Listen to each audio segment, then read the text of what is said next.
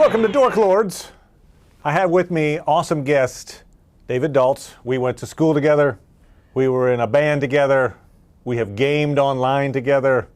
So his dork bona fides, I think, are appropriate. Say hi to everybody, Dave. Hello, I'm glad to be here. Awesome. We were going to chat. You had some strong thoughts on Superman. Well, yes. And you did not see Batman v Superman. Not yet. Okay, which good for you. Yeah. I did, unfortunately, see it, and it was less than thrilling, but I think you've heard kind of the depiction of Superman and perhaps had some thoughts on that. Well, I have a long-standing love of the Superman character and the mythology around Superman. And so what I have heard about the movie disappoints me, but I can also sort of speak more about kind of the development of that mythology and why it's important and why Superman as a character with awesome power but also with awesome self-limitation is still an important sort of icon for our times. Because I think part of the argument of the movie is that this is a Superman for the 21st century, and I don't think that that's true. Now, did you see Man of Steel? I did. Okay, so you saw me. Okay, so I thought some of where Zach Snyder was taking Superman, perhaps in a direction un-Superman-like, started there. And you can correct me if I'm wrong, but like for instance, the two scenes come to mind. There's a scene where this guy insults him at a bar, and then he holds in his inner rage, and then at the end, the guy walks out and his 18-wheeler's wrapped around a tree. And the thought that like Superman was really pissed at that guy and basically ruined his living, his truck, because he got insulted in a bar. Even though like it was a little bit of a ha-ha moment of like, oh, that's Superman, part of me at the time thought like, is that really a Superman thing? Well, if you think about the development of Superman from the comic books to the radio show, we saw a development of a person with great strength and abilities into a character with nearly infinite abilities. Because originally Superman couldn't fly, and so he would leap tall buildings, but he would not have the capacity of flight. Hence the leap tall buildings. With a single bound. But in the radio show, just leaping was not very interesting, and so they developed the capacity for him to fly and the whooshing sound and all that, and that became a part of the iconic character. And as flight and other abilities sort of came online, you got a character who really, I mean, let's be honest, can't be beaten. I mean, really, within the DC universe, it's really hard to find an opponent for Superman. It's one of the things that I always thought was somewhat of a limitation on describing Superman is like he's either unbeatable, or if you have kryptonite, like a puppy can beat him. Yeah. So it's like there's no middle ground of like, well, this could be a challenge. Yeah. But yeah. And that's where the really interesting part of the character comes, because his challenge is not from the external world. His challenge is self-limitation. How can he exercise these awesome godlike powers without hurting innocence and without basically doing what you pointed out in the Zach Snyder movie, where he's literally wrapping things around telephone poles and destroying people's livings? Because we all know he's got the capacity to do that. So what makes him interesting as a character is the self-limitation aspect, the notion that he is not going to exercise these powers in a way that's going to be destructive. And you see that in the radio show. You see that in the 1950s television show.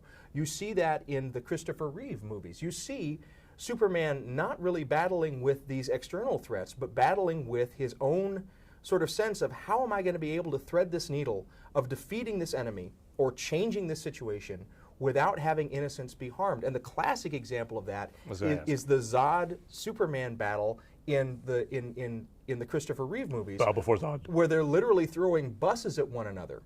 And Superman is simultaneously trying to figure out how to defeat Zod, but also like catching the buses and making sure that they're not harming other people. So he's keeping all the other people safe while also mounting the battle against this foe that really doesn't care. And that makes it an interesting battle.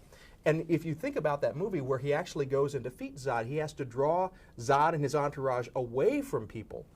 But even then, he doesn't defeat them through strength. He defeats them through cunning, through the ability to sort of outsmart and outwit the opponent. And that's an aspect of Superman that isn't often sort of played up I mean, Superman compared to someone like Batman is often seen as kind of a dumb character, almost a job. Right. Like job Batman would with win because Superman has no strategic abilities and would just But at his best, when we look at the radio show, when we look at the best of the comic books, when we look at the best of the movies, we see Superman exercising strategic ability, and that's important.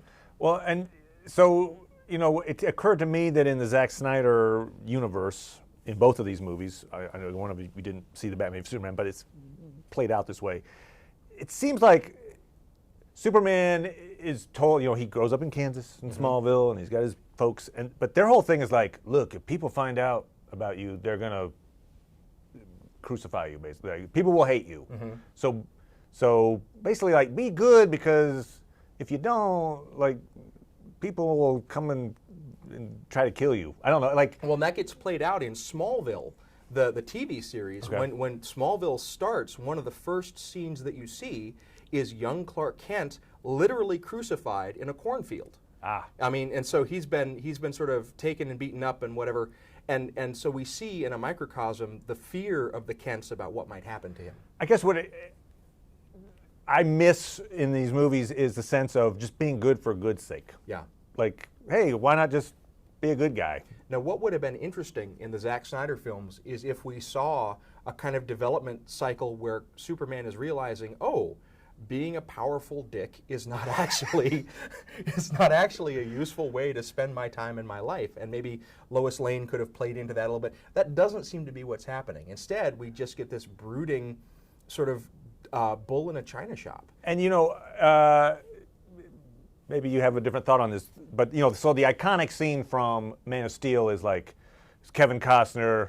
There's a tornado, and Superman could save him. It's Superman's debt. Spoilers, whatever. Okay, and Kevin Costner's like, no, let me die in a tornado. Yeah. Even though it'd be very easy for you to save me in this moment, but 10 people watching might have a thought that you flew, and that would ruin. Does that seem? I'm just putting myself in the context of like, that didn't seem necessarily like the moral choice to make. I'll let my dad die because, if people saw me fly, I don't know, that might be bad things for me. Well, and all along you see Zack Snyder making really strange choices with the morality of the canon and with the canon itself. So if you look at the sort of myth arc of Superman and the way that his adoptive father's death has often been depicted, it was from a stroke or a heart attack. Okay. Now, what's important about that is that is a situation where Superman really can't intervene. I mean, Superman really doesn't have the power to take away the threat at a moment like that. A cardiovascular incident or a heart attack is not something that Superman's going to be able to really do. Bestow life. And instead, Zack Snyder makes that choice as a director to frame it instead of a situation where he absolutely could have saved and intervened in the death of his father. So in that sense, the death of his father becomes his fault and not just a sort of empty pain that he realizes that there's humans are frail. Yeah, and what's good about the sort of more original way of telling that story is exactly what you just said. The morality of human beings, the fact that they can be taken by death at any time, and the fact that there's a realm beyond which Clark Kent can have influence. I mean, he couldn't stop his father from dying. That's an important piece of the mythological development of Superman. But it gets lost in this new trajectory of the sort of changed universe. Yeah. There's a sense of you can't connect with Superman in the current Superman, depiction. Yeah. It's one of the just routine criticisms of Batman v Superman is like, well, Batman's fine. His depiction's okay, although he's using guns. That's not a Batman thing. But strangely canon for the original Batman. Okay, I mean, you can find examples of Batman using guns in the original Detective Comics. So there's at least precedent for that. But it's hard to find precedent for the way that Superman's being depicted in the sort of the original issues or in the expanded sort of canon over the last decades. Yeah. So and some little final thoughts then on what you hope for the future. We do have. There's more Justice League, and who knows, maybe there's another Superman movie coming. In what way could they attempt to right the ship, perhaps? Or well, the thing that has been disturbing me about the new sort of cinematic universe of DC is that they seem to be pulling away from the notion of the characters being human-sized and relatable. I mean, if you're going to have characters with godlike abilities and huge powers, you want to see them doing something like struggle. Otherwise, it's like just sort of watching World Wrestling Championship or something. You know, the thing where the ending is preordained. Exactly. And it's Yeah. like, oh. But the thing that makes even wrestling interesting is that you get invested in the characters and in their conflicts.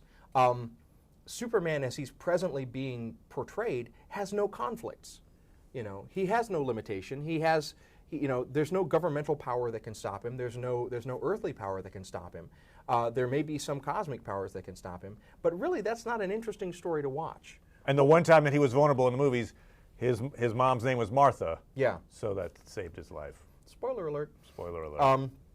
So I would say, as a final thought, I really hope that either Zack Snyder comes to his senses or they get Zack Snyder out of the driver's seat, because Superman is such an important character, I think, to just American consciousness, certainly as a character within the DC universe, but also just personally to me.